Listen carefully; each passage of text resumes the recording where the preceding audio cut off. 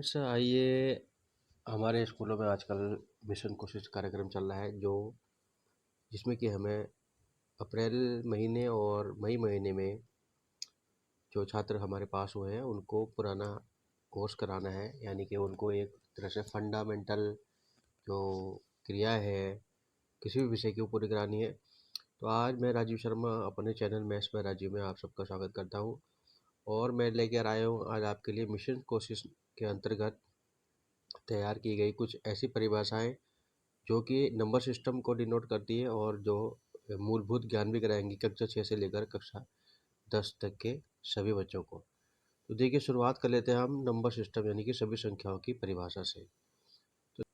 तो जो मैंने भी अपने क्लास में कक्षा 6 से लेकर 10 तक कराया है, एक तरह से बच्चों को मूलभूत ज्ञान करवाया है सबसे पहले, तो वो नंबर सिस्टम पर ही करवाया है। इस नंबर सिस्टम के अंतर्गत हम बच्चों को एक बेस से लेकर चलते हैं जो उनकी नींव को मजबूत करेगा शुरुआत में। इसके अलावा बच्चों को हम विभिन्न प्रकार की गतिविधियों के साथ भी ये कराने का प्रयास करेंगे। तो सबसे पहले हमारे पास आता है प्राकृतिक संख्या। प्राकृतिक संख्या क्या है, इसकी परिभाषा बच्चों को हम नॉर्मली भी बता सकते हैं कि जो गिनती में प्रयोग होने वाली संख्याएं हैं या 1 से स्टार्ट होने वाली संख्याएं हैं उनको हम प्राकृतिक संख्याएं बोलते हैं। मेरा ये मानना है अपना कि बच्चे जानते हैं सब कुछ है अधिकांश, लेकिन उनको थोड़ा सा रिवाइज कराना पड़ता है। पहली परिभाषा में उनको याद है कि तो ये इसको अंग्रेजी में भी हम बच्चों को डिनोट कर सकते हैं, क्योंकि आजकल बच्चे अंग्रेजी मीडियम के भी आ रहे हैं। तो the numbers starts from the one is called natural number, and if we count the numbers from 1 to 3 4, then this is called natural number and so on। और हम ये बताएंगे बच्चों को कि सबसे छोटी संख्या तो प्राकृतिक 1 होती है, परंतु इसके बाद सबसे बड़ी संख्या कुछ नहीं हो सकती है, क्योंकि ऐसी कोई संख्या नहीं बनी आज तक जो सबसे बड़ी हो। दूसरा हमारे पास आ रहा है पूर्ण संख्या, जिसे कि हम होल नंबर भी कहते हैं। इसमें क्या है कि सभी प्राकृतिक संख्याओं के समूह में जीरो को जोड़ देने पर या आगे रख देने पर जीरो भी आ जाए जब उसमें, तो वो पूर्ण संख्या कहलाता है, जिसे कि हम होल नंबर कहते हैं। 0 1 2 3 4। तो सभी नेचुरल नंबर हमारी क्या हो जाती है, वो होल नंबर हो जाती है। इसके अलावा सभी होल नंबर नेचुरल नंबर नहीं हो सकती, क्योंकि इसमें जीरो भी आ रहा है। जीरो सबसे छोटी पूर्ण संख्या बच्चों को हम ये भी बताएंगे। इसके अलावा 1 सबसे छोटी प्राकृतिक संख्या है और सबसे बड़ी कोई भी संख्या नहीं हो सकती है, ये भी हम बच्चों को ही बताएंगे, उनका आधार मजबूत करेंगे। इसके बाद हमारे पास आ रहा है अभाज्य संख्या क्या है। तो अभाज्य और इसके अलावा जो नंबर 4 आ रहा है भाज्य संख्या, ये हमारी प्राकृतिक संख्या के में से ही निकले हुए भाग है, मतलब उसी में से निकलती है ये। तो एक को छोड़ दे अगर, तो सभी संख्याओं जो स्वयं से कट जाएं या 1 से कट जाएं यानी डिवाइड हो जाए, उन्हें अभाज्य संख्या कहते हैं, प्राइम नंबर। इसको हम दूसरी भाषा में ऐसे भी कह सकते हैं कि जो संख्याएं किसी और से डिवाइड ना हो या किसी अन्य संख्याओं के पहाड़े में ना आए, उन्हें हम प्राइम नंबर कह सकते हैं। तो 1 को तो देखो छोड़ ही दिया है, तो हम ध्यान से देखें तो हमारे पास स्टार्टिंग से जो संख्या है वो है 2 है, 3 है, 5 है, 7 है, 11 है, ऐसे अप टू चलता रहेगा ये। तो यहाँ पे बच्चों को हमें ये बताना है कि ये संख्याएं किसी के भी टेबल में नहीं आती है या खुद से कटती है या 1 से कटती है। तो उनका तो खुद से कटना और 1 से कटने का तो कोई खास महत्व नहीं रह जाता है, तो इसलिए ये अभाज्य संख्या है, प्राइम नंबर। बहुत इंपॉर्टेंट पार्ट है ये भी। नेक्स्ट आ रहा है हमारे पास भाज्य संख्या का। तो भाज्य संख्या क्या है, यानी कि कंपोजिट नंबर। अब ये इसका जस्ट उल्टा होता है कि ऐसी कोई सी भी संख्या जो किसी अन्य के टेबल में आ जाए, किसी अन्य से कट जाए।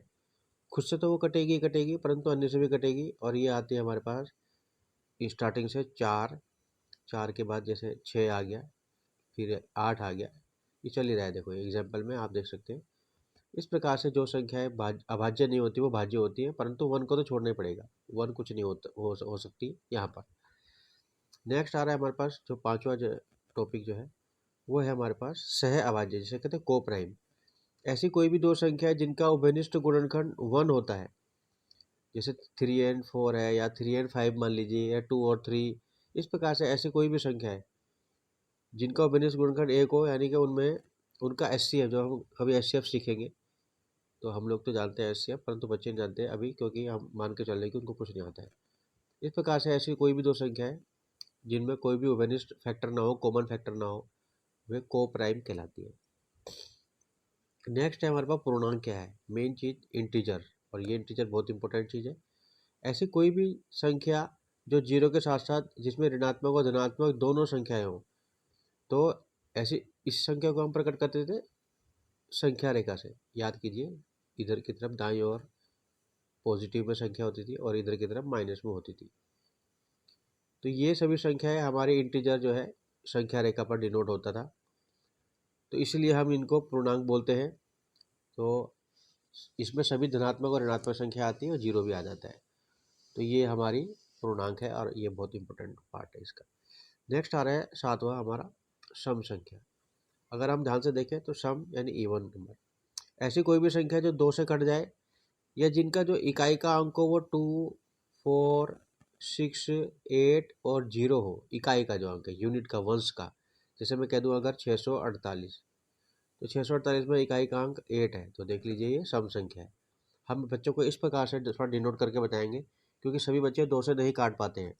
कोई बहुत बड़ी संख्या हो तो वो नहीं काट पाएंगे दो से। अगर हम ध्यान से देखें तो ये देखो, मान लिया मैंने एक संख्या लिख देता हूँ मैं यहाँ पर, ये देखो 6, 7, 8, 9, 2, तो वो दो से काट पाएंगे नहीं, क्योंकि बड़ी संख्या है, थोड़ा टाइम लग जाएगा। इसलिए उनको हमें ये बताना है कि इसका जो इकाई का अंक है तो इन सभी में से एक है, तो इसलिए ये सम संख्या मानी जाएगी पूरी की पूरी। इस प्रकार से हम इसको बता सकते हैं। नेक्स्ट आ रहा है हमारे पास विषम संख्या। विषम संख्या जो सम नहीं होती वो विषम होती है, यानी जो दो से ना कटे या जिनका जो इकाई का अंक हो वो 1 हो, 3, 5, 7 और 9, जिनका जो यूनिट प्लेस है यानी वंश प्लेस है वो इनमें से अगर कोई होता है तो वो विषम संख्या यानी ओड नंबर होती है। जैसे मान लिया मैंने एक संख्या लिख दी, चलिए 3, 2, 7, 9, चलो तो देख सकते हैं 9 है यहाँ पर, तो ये इवन नंबर नहीं है, ओड नंबर है। दो से नहीं भी कट सकती है, अगर जितना भी काटेंगे नहीं कटेंगे। इस प्रकार नेक्स्ट आ रहा है, नेक्स्ट जो हमारे पास संख्या है वो है परिमेय संख्या। अब क्योंकि कक्षा 6, 7, 8 तक जो है यहाँ तक आ सकता है परिमेय संख्या के लिए मिशन कोशिश का जो कार्यक्रम है। वैसे तो ये सभी समझनी है, उन सभी टीचर्स को भी समझानी है और बच्चों को भी समझनी है जो मिशन कोशिश कार्यक्रम चल रहे हैं, क्योंकि ये कोर्स में भी आती है हमारी कक्षा 9, 10, 8, 9, 10 में परिमेय संख्या आती है। तो परिमेय संख्या क्या है?